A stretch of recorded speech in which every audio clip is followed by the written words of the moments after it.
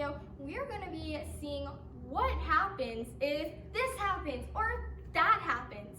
See, we're going to be asking what if questions, and I'm going to be telling you what you do in that case. Miss Mindy currently is holding the camera, and she's going to ask, what if this happens? What if that happens? And I'm going to be saying, well then this is what you do.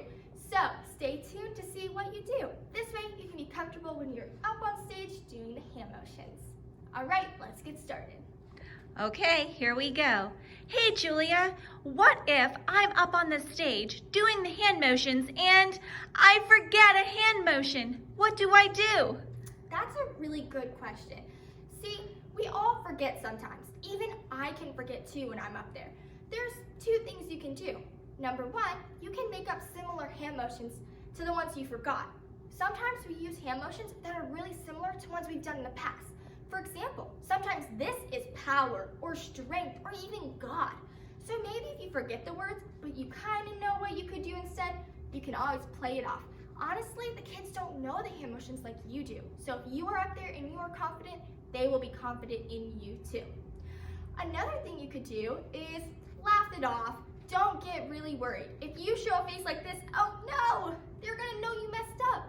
Just laugh it off. It is okay. Clap along, sing along, and raise your hands until you can pick back up with the hand motions you do know. All right, what's our next scenario, Miss Mindy? Okay, Julia, what if one of the songs has hand motions, but the other one doesn't? What do I do? When do I go on the stage? Do I stay up there the whole time? That's also a really good question. In the weekly emails I send out, I will let you know if a song does or does not have hand motions. Now, if a song doesn't have hand motions and it is the first song being played, you don't have to go up for that song. Just stay with your class and worship by singing out loud. If, however, it is the second song that does not have hand motions, go up for the first, do hand motions, but then for the second song, you can just step back off and rejoin the class. I think that's really all you would do, but I'll definitely be letting you know in the weekly email. Perfect. Okay, how about this one, Miss Julia?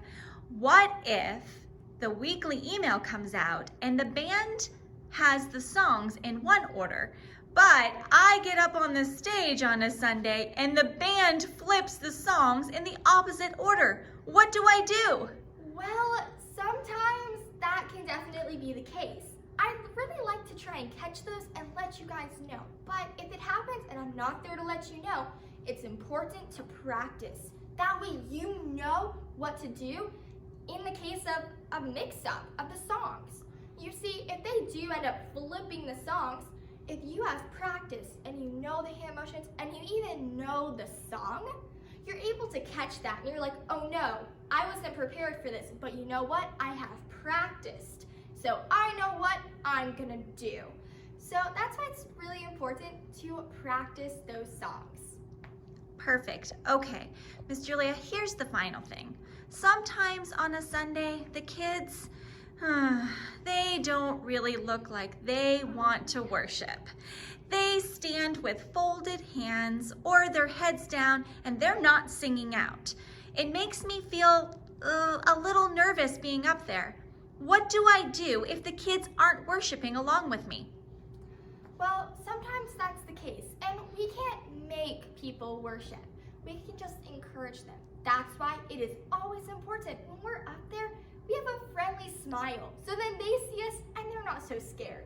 It's also important that we're happy and we're excited. Don't let them change how you worship.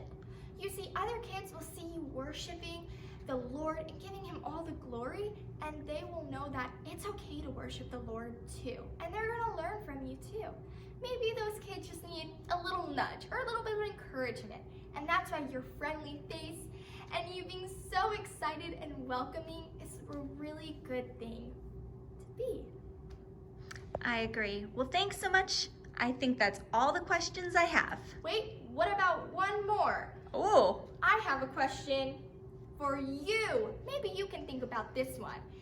Now, if we're worshiping and one of our little friends comes up to worship with us, who's not on the team, what do you think we do? Any ideas? Well, this is normally what I do.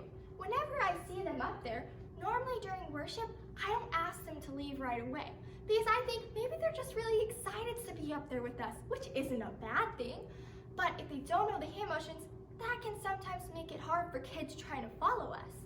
So if that ever does happen when a friend joins us up on stage, don't ask them to leave right away. We never want to make them feel sad, but maybe at the end of worship, sometime during the service, find either a teacher or even if you feel comfortable, invite them to join the team or just mention, hey, I saw you up there with us and it's amazing, but just know the only people that are supposed to be up on the stage is the Unite teacher, the worship team, and us. So it's just good to kind of let them know, but in a very loving way. I think that's all. Well, if you have any questions about what if, you can definitely let me know. All right, bye.